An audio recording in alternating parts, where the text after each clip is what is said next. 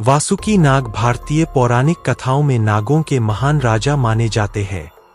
उनका नाम सुनते ही समुद्र मंथन, भगवान शिव और नागलोक की दिव्य कथाएं स्मरण हो उठती है। वासुकी केवल एक शक्तिशाली नाग ही नहीं थे, बल्कि धैर्य, त्याग और शक्ति के प्रतीक भी माने जाते हैं। पुराणों और महाभारत में उनका विशेष महत्व बताया गया है। बहुत प्राचीन समय की बात है। उस समय देवता और असुर दोनों अमरत्व प्राप्त करना चाहते थे। देवताओं की शक्ति धीरे धीरे कम होती जा रही थी। असुर अधिक शक्तिशाली हो रहे थे। तब सभी देवता भगवान विष्णु के पास पहुंचे और उनसे सहायता मांगी। भगवान विष्णु ने कहा कि यदि देवता और असुर मिलकर क्षीर सागर का मंथन करें तो उसमें से अमृत निकलेगा।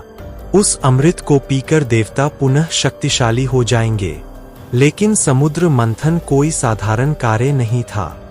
उसके लिए विशाल पर्वत और अत्यंत शक्तिशाली रस्सी की आवश्यकता थी। मंदराचल पर्वत को मंथन की मथानी बनाया गया। अब प्रश्न था कि इतनी विशाल रस्सी कौन बनेगा। तब सभी की दृष्टि नागराज वासुकी पर गई। वासुकी नाग नागलोक के राजा थे। उनका शरीर अत्यंत विशाल और शक्तिशाली था। उनके फनों से दिव्य प्रकाश निकलता था। वे भगवान शिव के परम भक्त थे। देवताओं और असुरों ने वासुकी से समुद्र मंथन में सहायता करने की प्रार्थना की। वासुकी जानते थे कि समुद्र मंथन अत्यंत कठिन कार्य होगा। उसमें उन्हें भारी पीड़ा सहनी पड़ेगी, लेकिन संसार के कल्याण के लिए उन्होंने यह कार्य स्वीकार कर लिया।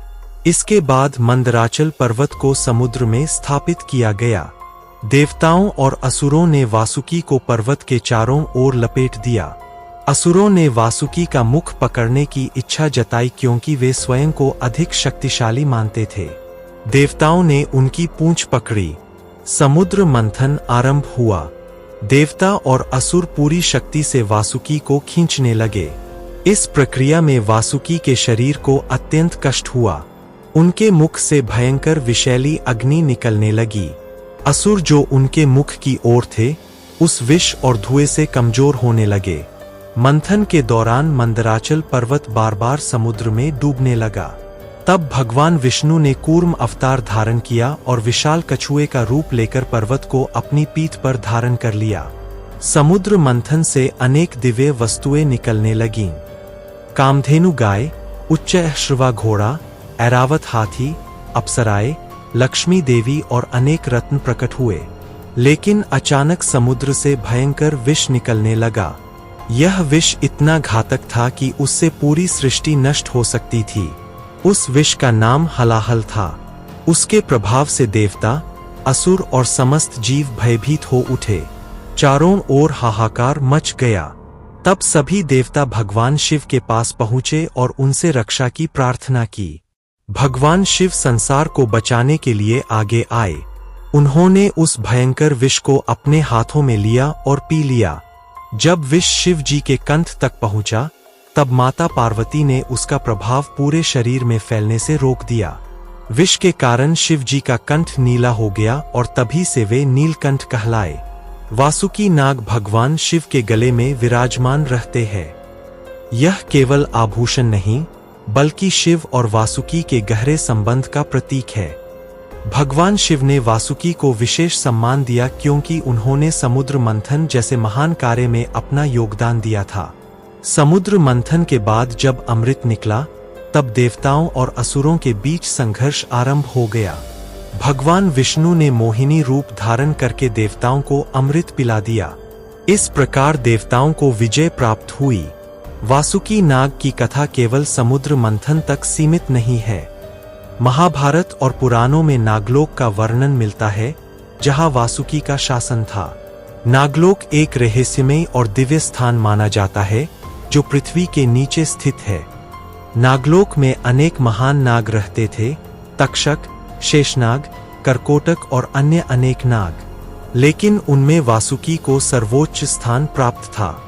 वासुकी की बहन का नाम जरत्कारु था। एक समय नाग जाति पर विनाश का संकट आ गया। भविष्यवाणी हुई कि राजा जन्मेजय के सर्प यज्ञ में असंख्य नाग भस्म हो जाएंगे। वासुकी इस भविष्यवाणी से अत्यंत चिंतित हो गए। उन्होंने ऋषियों से उपाय पूछा। तब उन्हें ज्ञात हुआ कि यदि उनकी बहन का विवाह महर्षि जरत्कारु से हो जाए और उनसे उत्पन्न पुत्र जन्म ले तो वही नाग जाति को विनाश से बचाएगा। इसके बाद वासुकी ने अपनी बहन का विवाह महर्षि जरत्कारु से करवा दिया। समय आने पर उनके पुत्र आस्तिक का जन्म हुआ। आस्तिक अत्यंत तेजस्वी और विद्वान बने। उधर महाभारत युद्ध के बाद जब राजा परीक्षित की मृत्यु तक्षक नाग के दंश से हुई तब उनके पुत्र जन्मेजय ने नागों के विनाश के लिए विशाल सर्प यज्ञ का आयोजन किया। उस यज्ञ में मंत्रों की शक्ति से संसार भर के नाग खिंचकर अग्नि में गिरने लगे। नागलोक में भय फैल गया। असंख्य नाग यज्ञ की अग्नि में जलने लगे। तक्षक नाग इंद्र की शरण में चला गया, लेकिन यज्ञ की शक्ति इतनी प्रबल थी कि इंद्रासन भी खींचने लगा। तब वासुकी अत्यंत चिंतित हो उठे। उन्हें लगा कि अब पूरी नाग जाति नष्ट हो जाएगी। तब उन्होंने आस्तिक को यज्ञ रोकने के लिए भेजा। आस्तिक यज्ञ स्थल पर पहुंचे। उन्होंने राजा जन्मेजय से धर्म, दया और क्षमा की बातें कहीं। उनकी वाणी से राजा प्रभावित हो गए। अंततः जन्मेजय ने सर्प यज्ञ रोक दिया। इस प्रकार नाग जाति विनाश से बच गई। वासुकी ने राहत की सांस ली और आस्तिक को आशीर्वाद दिया। भारतीय संस्कृति में वासुकी नाग का अत्यंत महत्वपूर्ण स्थान है। उन्हें केवल एक सर्प नहीं बल्कि शक्ति और संतुलन का प्रतीक माना जाता है। भगवान शिव के गले में वासुकी का स्थान यह दर्शाता है कि भय और विष पर भी नियंत्रण पाया जा सकता है। शिव ने वासुकी को अपने निकट स्थान देकर यह संदेश दिया कि जो धर्म और सेवा के मार्ग पर चलता है वह सम्मान का अधिकारी होता है। नाग पंचमी जैसे पर्वों में नागों की पूजा की जाती है। इस दिन विशेष रूप से वासुकी और अन्य नाग देवताओं का स्मरण किया जाता है। लोग उनसे रक्षा, समृद्धि और सुख की कामना करते हैं। वासुकी की कथा यह भी सिखाती है कि महान कार्यों के लिए त्याग आवश्यक होता है। समुद्र मंथन के समय उन्होंने अपार कष्ट सहा, लेकिन संसार के कल्याण के लिए पीछे नहीं हटे। उनका जीवन धैर्य, सेवा और निष्ठा का प्रतीक है। वे शक्ति होने के बावजूद अहंकारी नहीं थे। उन्होंने हमेशा संतुलन और धर्म का साथ दिया। आज भी भारत के अनेक मंदिरों और कथाओं में वासुकी नाग का स्मरण किया जाता है। हिमालय और प्राचीन नाग मंदिरों में उनकी विशेष पूजा होती है। वासुकी नाग की कथा भारतीय पौराणिक परंपरा की सबसे महान कथाओं में से एक मानी जाती है। यह कहानी केवल एक नागराज की नहीं, बल्कि त्याग, सेवा, भक्ति और धर्म की अमर गाथा है।